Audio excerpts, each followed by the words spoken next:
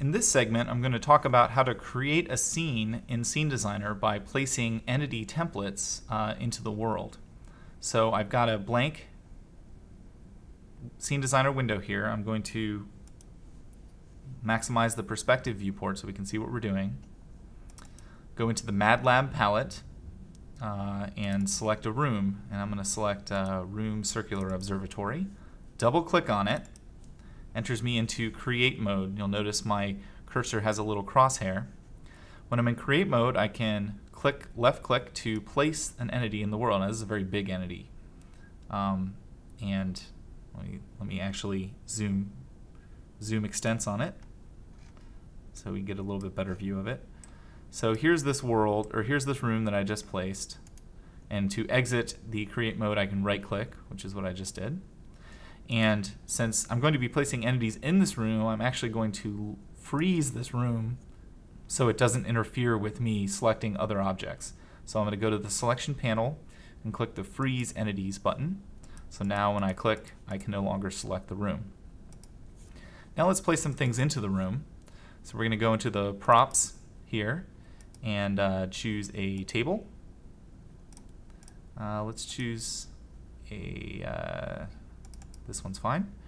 And we'll double click and place it in there and move it around. And it's placing it right now onto the ground plane, which ordinarily would be fine. But I'm going to cancel my selection right now by right clicking while I had the left button down before it gets placed, and that canceled it. And now I'm actually going to illustrate something. So I'm going to switch over and unfreeze the observatory room. I'm going to translate it downward so it's not on the ground plane anymore.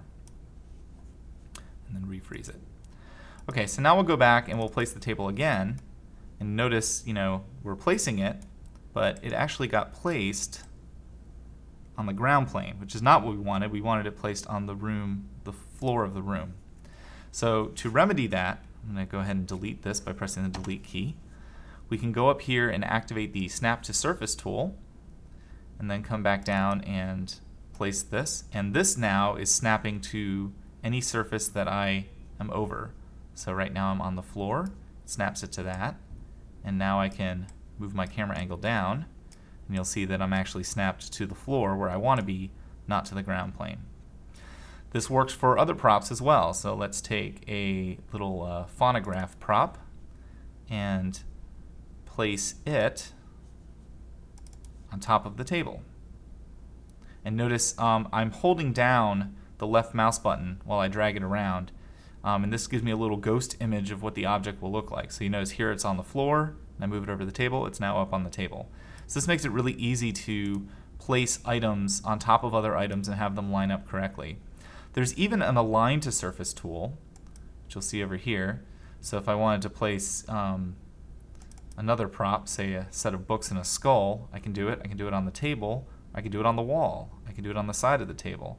So what this does is it will align it to whichever surface that you're actually clicking on. So it makes it real easy to place things on walls, for example, or on sloped surfaces without having to manually align them. So we've placed a couple entities into the scene, and that's pretty much it for this tutorial. Was just to show you how to get these things in and place them appropriately.